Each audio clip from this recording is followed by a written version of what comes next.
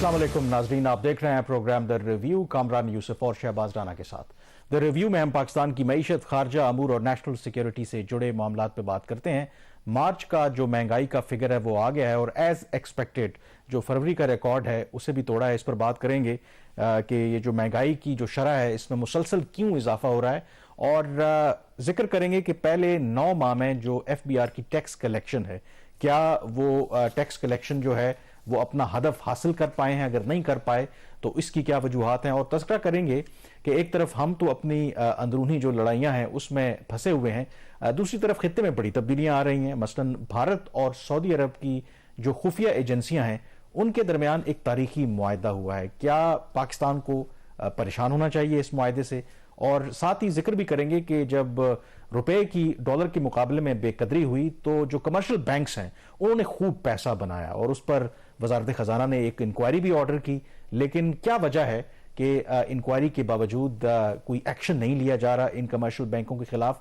और आखिर में एक जिक्र करेंगे उस FBI के नामालूम 17 ग्रेड के अफसर का जिसने प्राइम मिनिस्टर को धमकी दी है कि या तो उनकी तनख्वाह बढ़ाएं या फिर उन्हें करप्शन करने की इजाजत दें। लेकिन आगाज करेंगे अगेन जो सबसे बड़ा मसला इस वक्त हर पाकिस्तानी को दरपेश है वो है महंगाई। तो शहबाज, कल हमने जिक्र किया था कि जो फाइनेंस मिनिस्ट्री की जो इकोनॉमिक आउटलुक जो मंथली रिपोर्ट थी उसमें ये तो इस खदशे का इजहार किया था कि 31.5% से ये ऊपर ही जाएगा, लेकिन उन्होंने एग्जैक्ट फिगर नहीं दिया था। आज फेडरल ब्यूरो ऑफ स्टैटिस्टिक्स ने वो नंबर दे दिया है। तो मेरे ख्याल में इन लाइन विद एक्सपेक्टेशंस यही खदशा था जो हालात हैं इस वक्त पाकिस्तान की मईशत के। बिल्कुल, ये नंबर तो बहुत ज़्यादा हाई है। जो हमने कल फोरकास्ट किया था कि ये 35.5 से 36% की रेंज में रहेगा, तो उसी रेंज में है ये।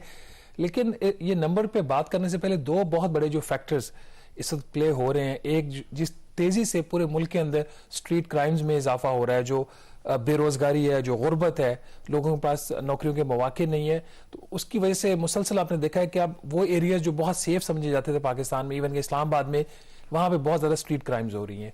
फिर दूसरा जो फैक्टर है, जिस तरीके से आपने देखा कि हुकूमत ने जो एक मुफ्त आटा स्कीम उन्होंने शुरू की, फिर जो कल कराची में स्टैम्पीड हुई, वहाँ पे देख अब तक तकरीबन 21 अफराद की मौत हो चुकी हैं, जिसमें गालबन कुछ बच्चों की भी डेथ्स हुई हैं। तो ये दोनों जो नंबर्स हैं, ये दोनों जो वाकयात हैं, ये इतने खौफनाक हैं। ये उस चीज़ की तरफ रिफ्लेक्शन करते हैं कि पाकिस्तानी माशरा जो है वो अंदर से टूट रहा है। लोगों की अब सकत नहीं रही कि वो महंगी चीज़ें वो खरीद सकें।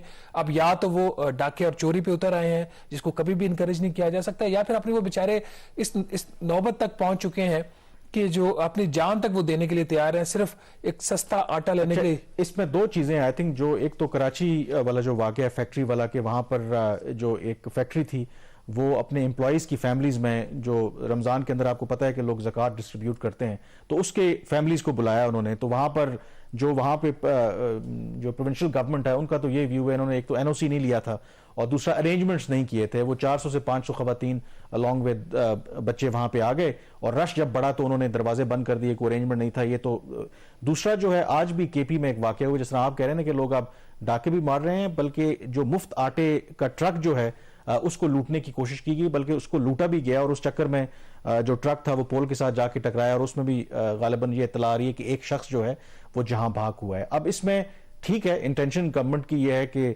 हालात ऐसे इतने बुरे हैं कि अब महंगाई के सताए अवाम को कुछ रिलीफ दिया जाए।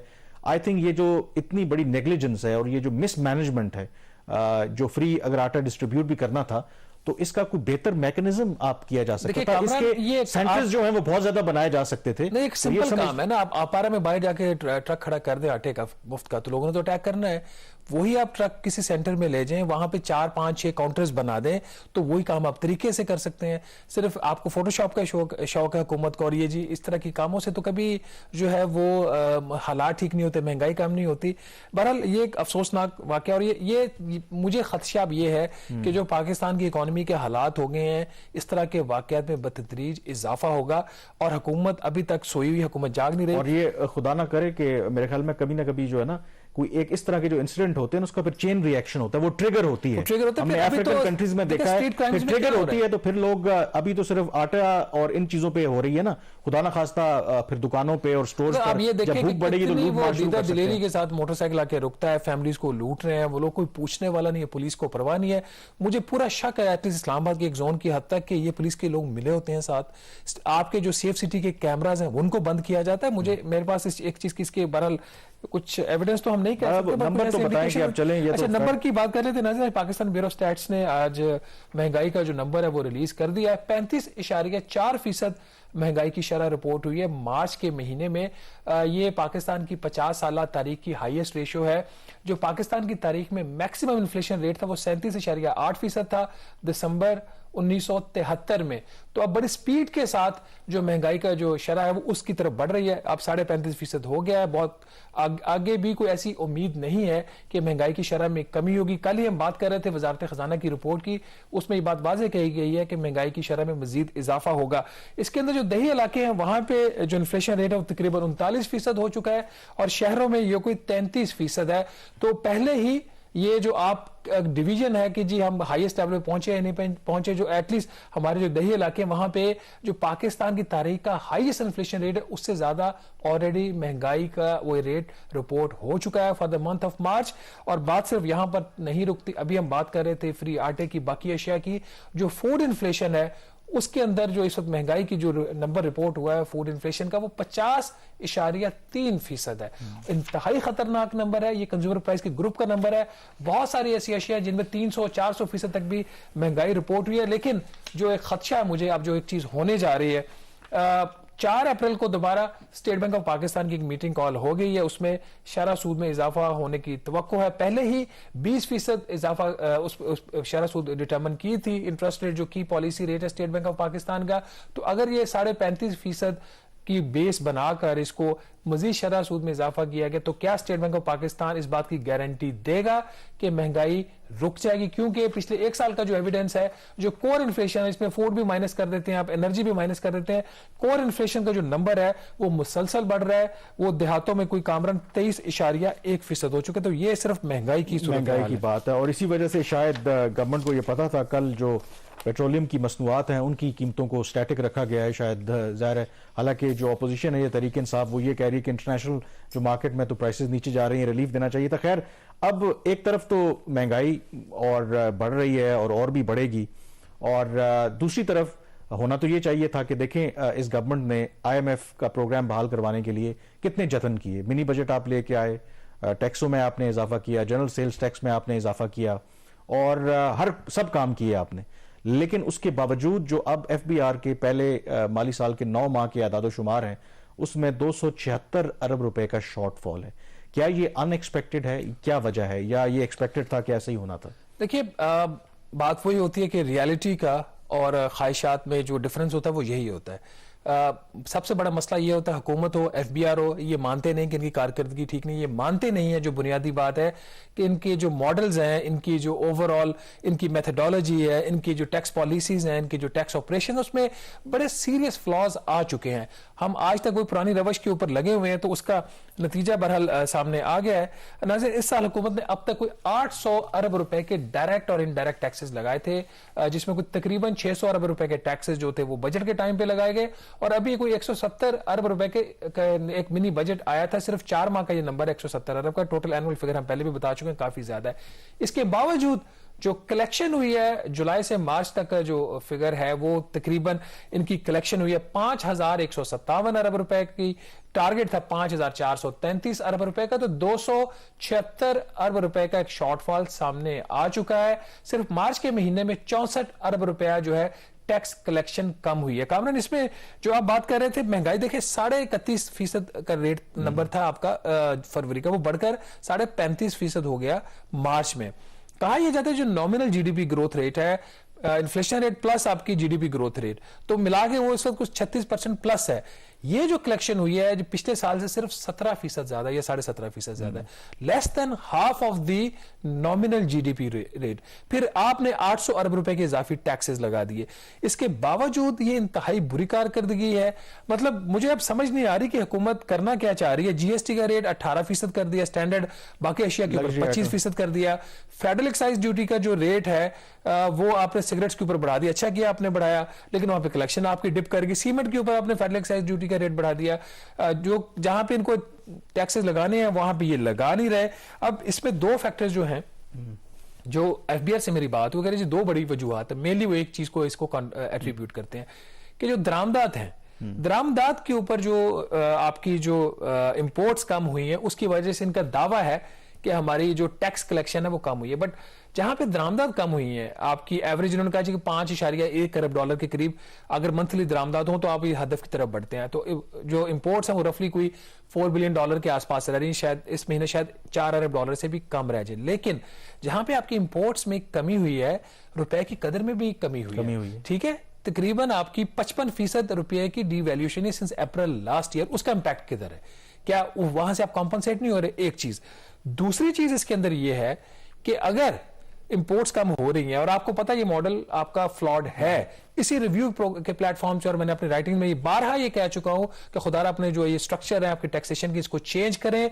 आप घर बैठ के, दफ्तर में बैठ के, एसी के अंदर बैठ के आपको कलेक्शन नहीं मिलेगी, आपको काम करना पड़ेगा, आपको डेस्क ऑडिट्स करने पड़ेंगे। ऑडिट विंग के ऊपर इनका फोकस मेरे ख्याल में डोमेस्टिक ज़ाहिर है कि कलेक्शन होना बहुत जरूरी है, और ये बिल्कुल आप सही कह रहे हैं कि इंपोर्ट स्टेज पे तो वो सस्टेनेबल है ही नहीं। अब इसके अंदर जो एक और अब इशू है, देखें हमारा जो अभी जो मसला बना हुआ है आईएमएफ के साथ, जाहिर है कि इन्हीं अदाद शुमार की वजह से सेटलमेंट नहीं होता। हम एक फिगर देते हैं, उस पर आईएमएफ नहीं मानता। अब अगर ऑलरेडी पहले 9 माह में 276 अरब रुपए का शॉर्टफॉल आ रहा है, अगर इसको बेस बनाएं तो लगता ही है कि हम जो सालाना टारगेट है वो अचीव नहीं कर पाएंगे।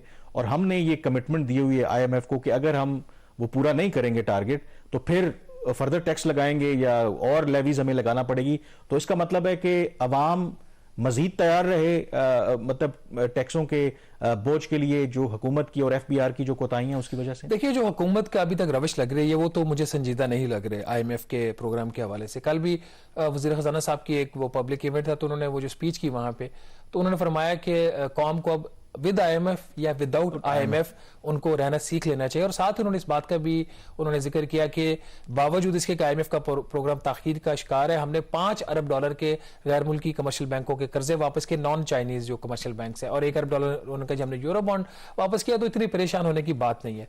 But having said that, as long as you are in the programme till June this year, तो आपकी पाकिस्तान की जो कमिटमेंट है वो ये है कि अगर कोई मंथली रेवेन्यू शॉर्टफॉल आता है तो आपको उसके अगेंस्ट उतने ही रेवेन्यू मैयस लेने पड़ेंगे, या फिर अपना जो खर्चात है वो कम कर ले। खर्चा ये कम कर नहीं सकते। इनके ऊपर दोबारा अगर कभी रिव्यू हुआ, मुझे तो अभी पहला रिव्यू 9वां ही कंप्लीट होते में इतना टाइम लग रहा है, 10वां अगर हुआ तो फिर ये इशू बनेगा। पर नाज़रीन, अगर थोड़ा सा इनका ब्रेकअप देख लें, जो 4 बड़े हेड्स होते हैं टैक्सेस के, कस्टम ड्यूटीज की जो कलेक्शन है वो 700 अरब रुपए आ रही है, पिछले साल से भी 2% कम है, और अपने हदफ से 134 अरब रुपया कम है।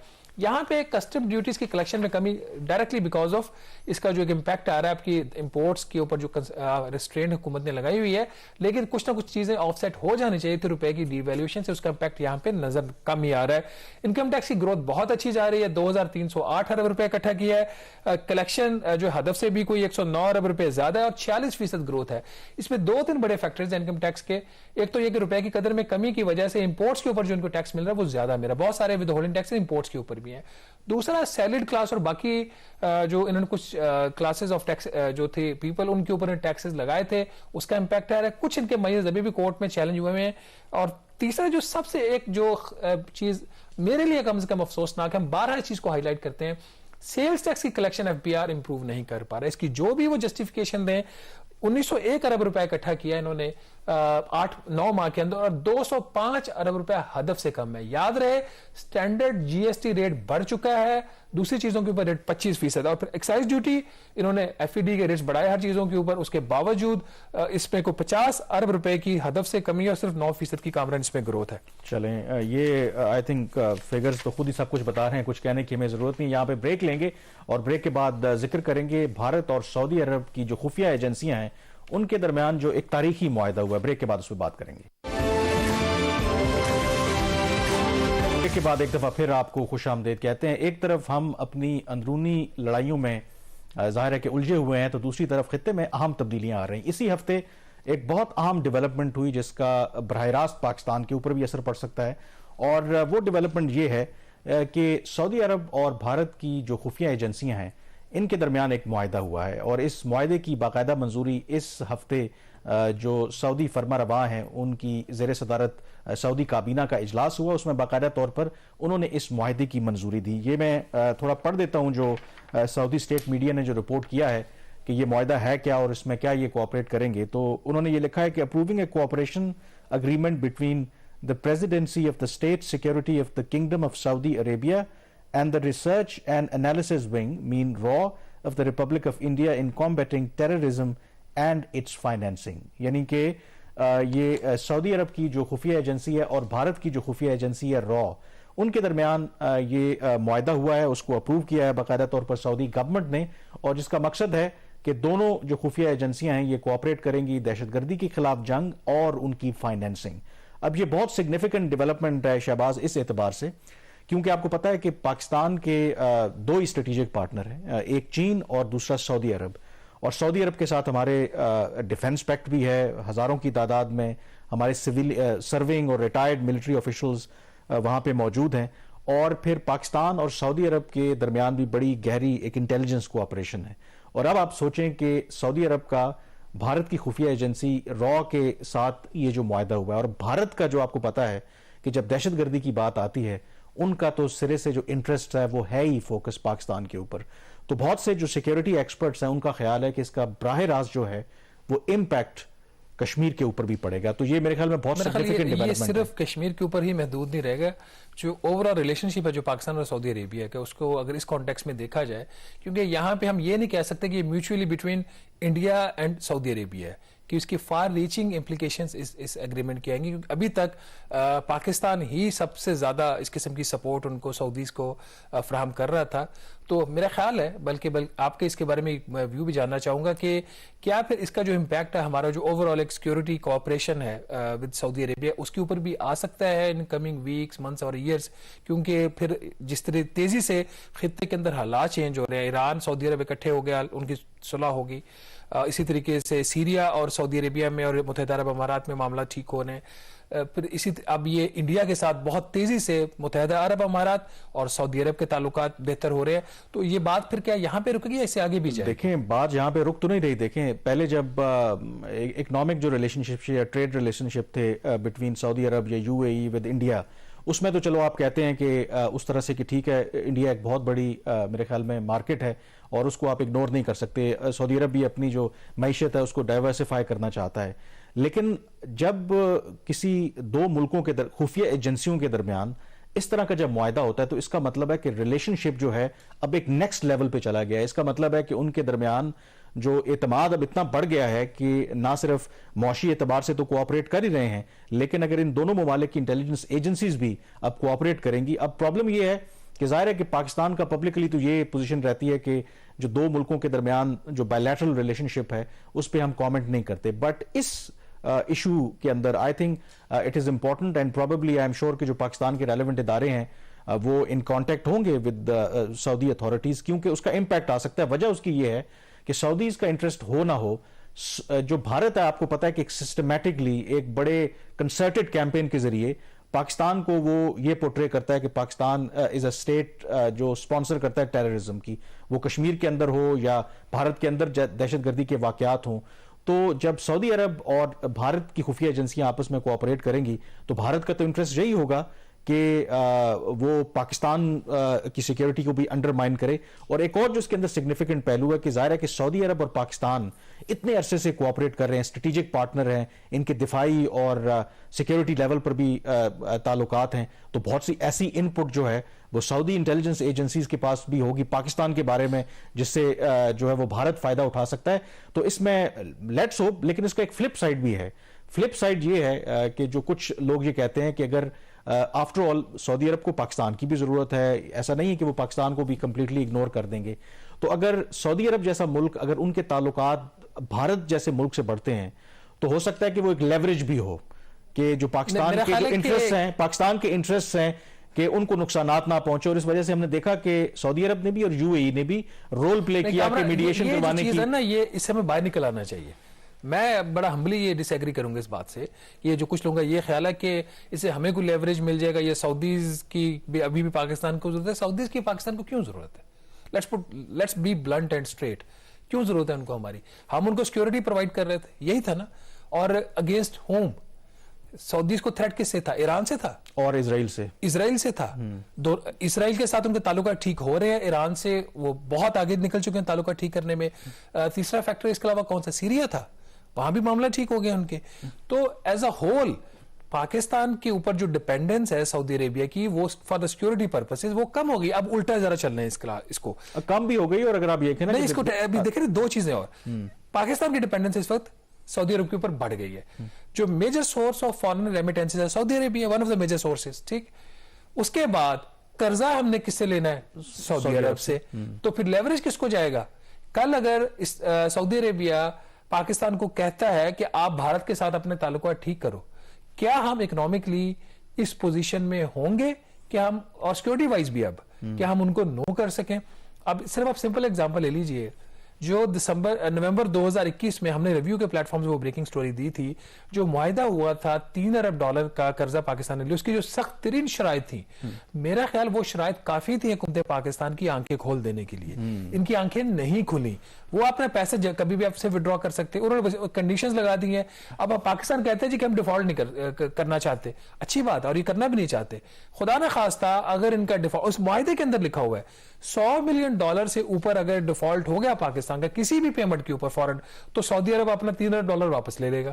ٹھیک ہے, تو یہ میرا خیال حالات بہت خراب ہو گیا. اور حالات اس لیے ہیں, دیکھیں مطلب ہم نے اپنے آپ کو خطے میں جو بھی تبدیلیاں آتی ہیں نا, اپنے آپ کو ریکیلیبریٹ نہیں کیا. اپنے آپ کو اگر کرتے تو آج یہ سچویشن نہ آتی. تو لیٹس سی, وجہ یہ ہے کہ اگر پاکستان کو اس میں نیوٹرل بھی کر دیں, تو آپ کے خیال میں یہ جو معاہدہ ہوا ہے اس میں اس کا سعودی عربیہ کا اور بھارت کا میوچولی کیا بینیفٹ ہے یہاں پہ, ادر دین پاکستان کو اگر آپ نیوٹرل کر دیتے ہیں؟ دیکھیں بینیفٹ تو ان کا, دہشت گردی ایک ایشو تو ہے. اب دیکھیں نا, ایک بہت بڑی جو پاپولیشن ہے, جو اوورسیز ڈائسپورا ایک بہت بڑا جو انڈیا کا ہے, وہ بھی سعودی عرب میں وہ کرتے تو ہیں کام, اور ادھر بھی اس طرح کی کوئی ملیٹنٹ آرگنائزیشنز جن کو ظاہر ہے کہ سعودی عرب ان کو تھریٹ ہو سکتی ہے, یہ ایک ڈیفینیٹلی انٹرسٹ ہے. لیکن یہ ایک انٹرسٹنگ ایسپیکٹ ہے کیونکہ ایک طرف آپ کو پتا ہے کہ سعودی عرب کے تعلقات چین کے ساتھ بڑھ رہے ہیں, وہ اس کیمپ میں بھی جا رہے ہیں, ایران کے ساتھ ان کا بھی مفاہمت ہوئی ہے, اور جو انڈیا ہے وہ بنیادی طور پر امریکہ کے کیمپ میں ہے, اور ایک ڈیفرنٹ وہ بن رہی ہے سچویشن. لیکن وہی والی بات ہے کہ انڈیا صرف امریکہ کے کیمپ میں نہیں ہے نا, رشیا کا سب سے بڑا, رشیا کے ساتھ بھی وہ کر رہے ہیں. تو اس کا آئیڈیلی پاکستان کے لیے بھی یہی ہونا چاہیے کہ پاکستان کی سچویشن ایسی ہو کہ ہر ملک جو ہے وہ مطلب آپ کے ساتھ تعلقات کو بہتر کرنے کا خواہاں ہو. اور اس کا ہوتا کیا ہے کہ جب آپ کے اکنامک جو انٹرسٹ ہیں وہ ملکوں کے ساتھ الائنڈ ہوتے ہیں. اب بھارت کے جو اکنامک انٹرسٹ ہیں وہ باقی وہ مسلم ممالک ہوں یا مغربی ممالک ہوں ان کے ساتھ الائنڈ ہو رہے ہیں. جب وہ الائن ہوتے ہیں تو پھر آٹومیٹیکلی ان کا پھر اس طرح کے معاہدے بھی آپ کو دیکھنے کو ملتے ہیں. لیکن دوسری طرف جو ہے پاکستان کا جو ریلیشن شپ ہے وہ اسی طرح کا ہی ہے, دوست ممالک ہوں یا باقی ممالک ہوں, کہ ہم ان سے بس قرضے لیتے رہتے ہیں. جب آپ ہر وقت قرضے لیتے رہتے ہیں تو پھر ظاہر ہے کہ جو ایکول فوٹنگ کے اوپر تو آپ کی جو ریلیشن شپ ہے وہ تو پھر پروموٹ نہیں ہو سکتی. تو اس لیے میرے خیال میں یہ جو بھی ڈیولپمنٹس ہو رہی ہیں ہمارے لیے ایک ویک اپ کال ہے. لیٹ سی کہ جو بھی ہمارے فیصلہ ساز ہیں وہ بر وقت جو ہیں وہ فیصلے کریں گے, اور ایک کورس کریکشن جس کی ہمیں بہت عرصے سے ضرورت ہے وہ کورس کریکشن ہوگی. یہاں پہ بریک لیں گے اور بریک کے بعد تذکرہ کریں گے اس انکوائری کا یا اس اقدام کا جو گورنمنٹ نے لینا تھا کمرشل بینکوں کے خلاف کہ جنہوں نے جب روپے کی اتنی بے قدری ہوئی اربوں روپے انہوں نے منافع کمایا. انکوائری ہو گئی ہے لیکن کچھ ہوا نہیں ہے. کیوں نہیں ہو رہا؟ بریک کے بعد اس پہ بات کریں گے. جب روپے کی جو بے قدری شروع ہونا ہوئی، خاص کر کے جب ہم نے آئی ایم ایف کا پروگرام بحال کروانا تھا اور مفتاح اسماعیل صاحب وزیر خزانہ تھے، اور بہت کم دنوں کے اندر اندر ہم نے دیکھا کہ میسو ڈی ویلیویشن ہوئی. ظاہر ہے کہ پاکستان کی معیشت کو تو اس کا نقصان ہوا، لیکن کمرشل جو بینکس ہیں ان کو بہت فائدہ ہوا. انہوں نے اربوں روپے کمائے اس ڈی ویلیویشن کی وجہ سے. اور بعد میں پھر شہباز جو منسٹری آف فائنینس ہے انہوں نے اس عزم کا اعادہ بھی کیا کہ ان پر جرمانے ہوں گے یا ان بینکوں کے خلاف ایکشن بھی لیا جائے گا. اور وہ انکوائری ہوئی بھی ہے اور سنا ہے کہ 3 ماہ ہو گئے ہیں اور جو وزارت خزانہ ہے کچھ بھی نہیں ہو رہا آگے. کیا آخر وجہ ہے؟ کیا یہ جو کمرشل بینکس ہیں یہ اتنے پاورفل ہیں کہ ان کے خلاف کارروائی کرتے ہوئے حکومت جو ہے وہ ذرا کامران اگر آپ نے میرے سے قرضہ لینا ہو تو آپ مجھے اپیز کریں گے یا مجھے آپ ٹائٹ کریں گے؟ یہاں پہ فارمولا بڑا سمپل ہے نا. مطلب یہ جو فورن پالیسی کی ہم بات کر رہے تھے تو یہ ڈومیسٹک میں یہی ادھر بھی چل رہا ہے. 2 فیکٹر ہیں اس کے اندر. ایک تو وہ قرضہ دیتے ہیں آپ کو اور اسے دبا کے اس کے اوپر منافع کماتے ہیں. وہ مفت میں تو آپ کو کوئی چیز ملتی ہی نہیں اور سستی بھی نہیں ملتی جس طرح کے حالات ہیں. اور میرے خیال بینکس جتنا ایکسپلائٹ حکومت کو کر رہے ہیں شاید ہی کوئی اور ادارہ کر رہا ہو. 2-3 اور بھی ہیں. فرٹیلائزر کمپنیز ہیں وہ کافی ایکسپلائٹ کرتی ہیں. ٹیکسٹائل ایکسپورٹرز ہیں وہ کافی ایکسپلائٹ کرتے ہیں. لیکن بینکوں کا اپنا یہ ایک ہے، یہ بڑے آرام سے دھیمے مزاج سے کام کرتے ہیں. میڈیا بھی ان کے اوپر زیادہ بات نہیں کرتا.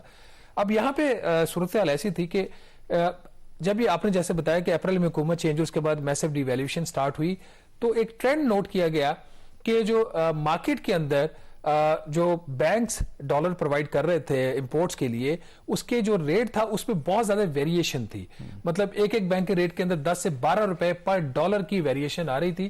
تو پھر ایک اسٹیٹ بینک آف پاکستان نے انہوں نے انسپیکشن اس کی سٹارٹ کی اور یہ سلسلہ چلتا رہا. یہ جو مینیپولیشن وہ کر رہے تھے بٹوین اپریل ٹو اگست 2022. تو انہوں نے کہا جی اس وقت کہ ٹھیک ہے ہم اس کے اوپر انکوائری سٹارٹ کر دیتے ہیں. مفتاح اسماعیل نے بھی اس کے اوپر سٹیٹمنٹ دی. پھر ڈار صاحب بھی آئے، انہوں نے بھی کہا کہ جی انہوں نے 25 سے 50 ارب روپے کے درمیان مختلف اس پہ فگرز وہ کوٹ ہوتے ہیں کہ اپ ٹو 50 ارب روپیہ انہوں نے اضافی ناجائز منافع اس چیز پہ کمایا کہ جو انہوں نے روپے کی قدر کے ساتھ کھیلا.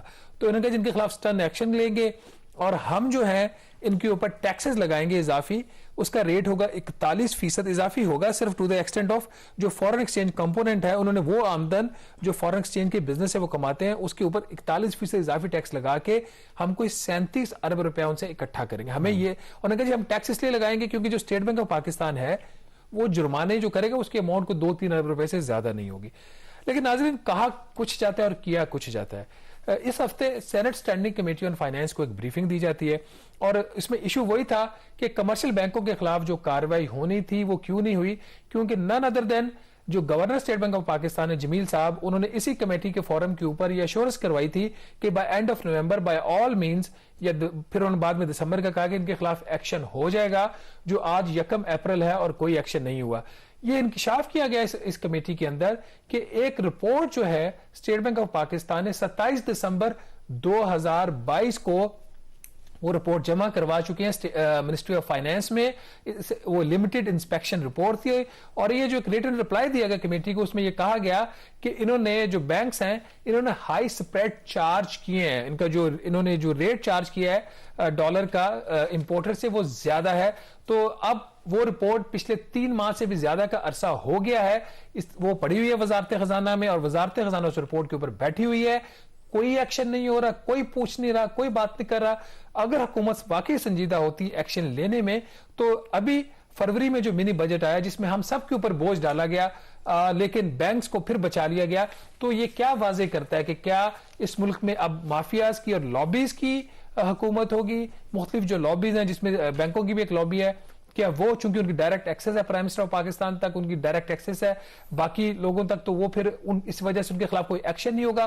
خود حکومت کی اور اسٹیٹ بینک آف پاکستان کی سٹیٹمنٹس آن دا ریکارڈ ہیں کہ انہوں نے وہاں پہ مینیپولیشن کچھ ہوئی ہے. یہ کون سے کمرشل بینکس ہیں؟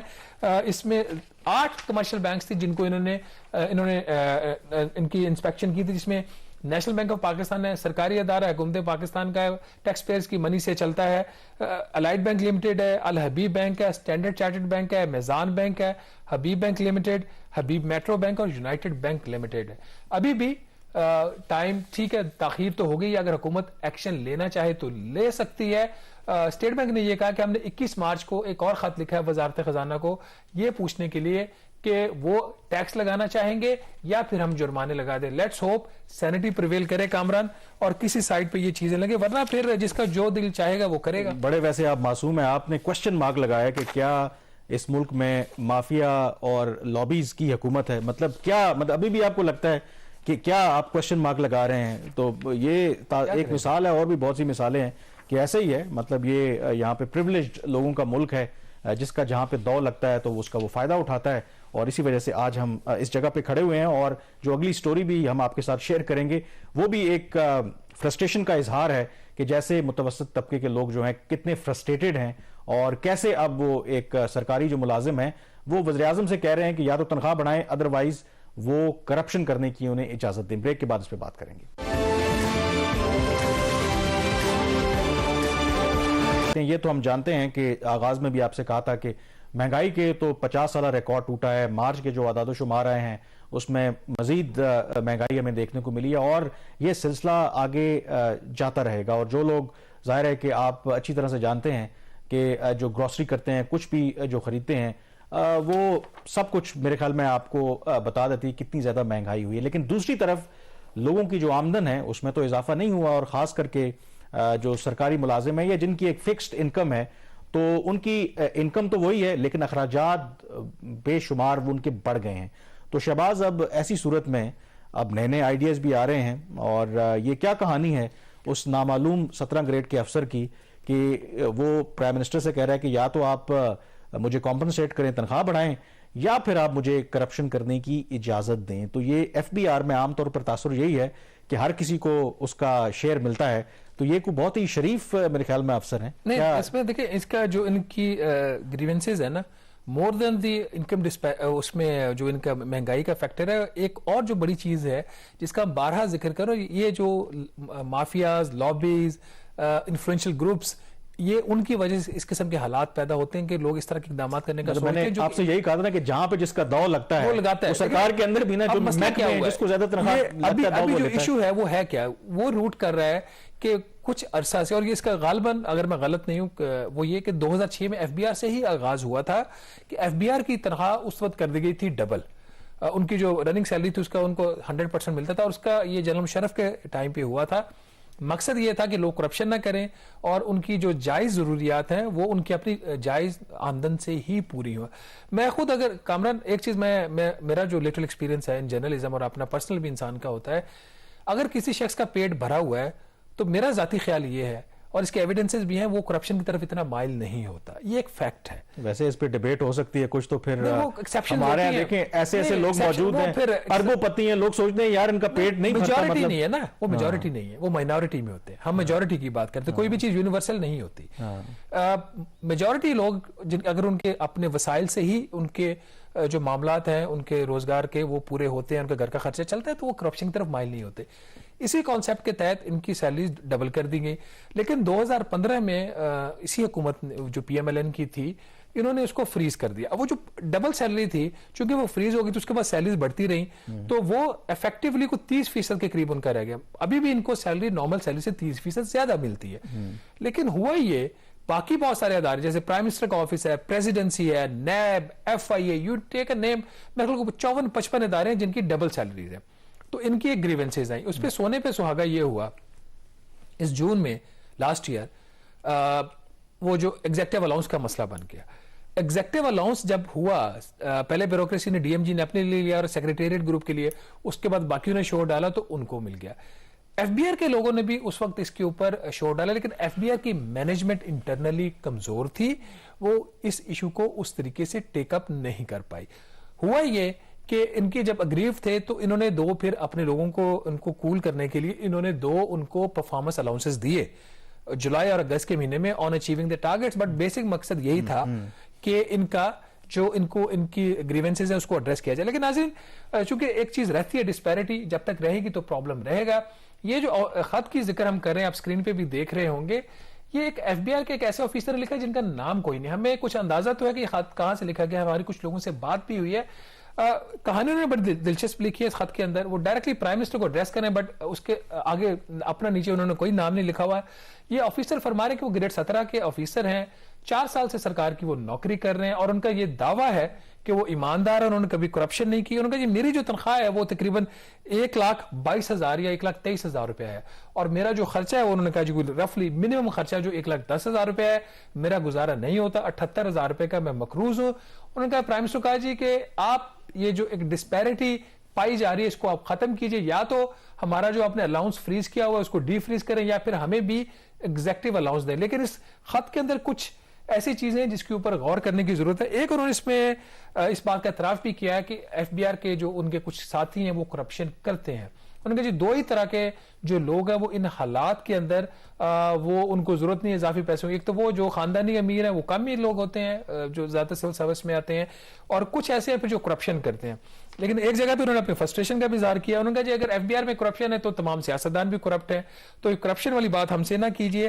اس میں باٹم لائن یہ ہے, ٹھیک ہے ایک آفیسر ہے, ان کا دل بھی دکھا ہوا ہے. میرا یہ خیال ہے کہ ان پرنسپل تو میں جو انکریز ہے ان کی آپ کو وہ اس کانٹیکس میں دیکھنا پڑے گا کہ تمام سرکاری ملازمین کی تنخواہ ایک ہی ہونی چاہیے, یکساں ہونا چاہیے, چاہے وہ فوجی ہے چاہے وہ سیولین ہے. یہ جو کانسیپٹ ہے کہ ڈسپیرٹی والا نمبر 1 یہ ختم ہونا چاہیے. نمبر 2 اس کے ساتھ ہی جب آپ سول سروس میں آتے ہیں تو صرف تنخواہ ہی نہیں ہوتی جو کہ انسان کے لیے ضروری ہوتی ہے, آپ کے ساتھ کچھ پرکس اینڈ پریویلیجز بھی ہوتی ہیں, اور کچھ واقعی کچھ ریاست کے لیے اور حکومت کے لیے کام کرنے کا بھی ایک اس کا آپ کے ایک فرض بھی ہوتا ہے. ہیونگ سیڈ دیٹ, اگر تنخواہ کم ہے تو کامران بیوروکریسی میں آپشنز ہیں, آنے کے لیے ٹیسٹ ہوتا ہے, جانے کے لیے ٹیسٹ نہیں ہے, گزارا نہیں ہوتا ریزائن کر دیں, بٹ ان پرنسپل ان کی جو بات ہے وہ ٹھیک ہے. آئی تھنک اگر آپ سرکار کے ملازم ہیں, کیونکہ یہ تو پرائیویٹ کمپنی میں ڈسپیرٹی ہو سکتی ہے نا, کیونکہ اس پہ تو آپ قدغن نہیں ہیں, تو سرکار کا آئی تھنک یہ ڈسکریمنیشن نہیں ہونی چاہیے. مطلب کئی ایسے ادارے ہیں, لیٹ سے سپریم کورٹ کا کہتا ہے اس کی ڈرائیور کی جو تنخواہ ہے شاید باقی جو 17 گریڈ کے افسر سے بھی زیادہ ہے, سپریم کورٹ کے اور اسٹیٹ بینک آف پاکستان میں بھی ایسے ہیں. تو یہ اس طرح کی ڈسپیرٹی نہیں ہونی چاہیے, یہ اکراس دا بورڈ ہونا چاہیے. اور دوسرا آئی تھنک اگین ہمیں سخت آئی تھنک اصلاحات کی ضرورت ہے. ویسے بھی دنیا میں ماڈل چینج ہو گیا ہے, سرکار جو ہے وہ اب بزنس نہیں کرتی, وہ جو لمیٹڈ ایک سٹاف کے ساتھ آپریٹ کرتی ہے. آپ نے دیکھا نا کہ ابھی فرانس جیسا ترقی یافتہ ملک جو ہے وہاں پر پینشن ریفارمز وہ کر رہے ہیں, اور آپ کو پتا ہے کہ وہاں پر کتنے وائلنٹ پروٹیسٹ ہوئے ہیں کہ وہ لوگ بھی اینٹیسپیٹ کریں. ویری کوئکلی ٹائم کم ہے, میں ایک چیز اس میں ضرور ایڈ کروں گا. میں کسی بھی ایسی چیز کو ہمیں سپورٹ نہیں کرنا چاہیے جو انلیگل ہو, irregular ہو اور امورل ہو. بالکل ان کو جو ان کا جائز حق بنتا ہے ان آفیسرز کا, اور ان کی سیلریز بہتر ضرور ہونی چاہیے, بٹ کسی بھی چیز کو انلیگیلٹی کو انکریج نہیں کرنا. اور دوسرا پھر دیکھنا چاہیے کہ اگر ان کو لگتا ہے کہ واقعی گورنمنٹ آپ کو پے آف نہیں کر سکتی تو لوگوں کے پاس پھر آپشن ہے, آپ کوئی اور اپنا آپشن جو ہے وہ ایکسرسائز کریں. اینی ویز دا ریویو سے اتنا ہی. مجھے کامران یوسف اور شہباز رانا کو اجازت دیجیے. اللہ حافظ.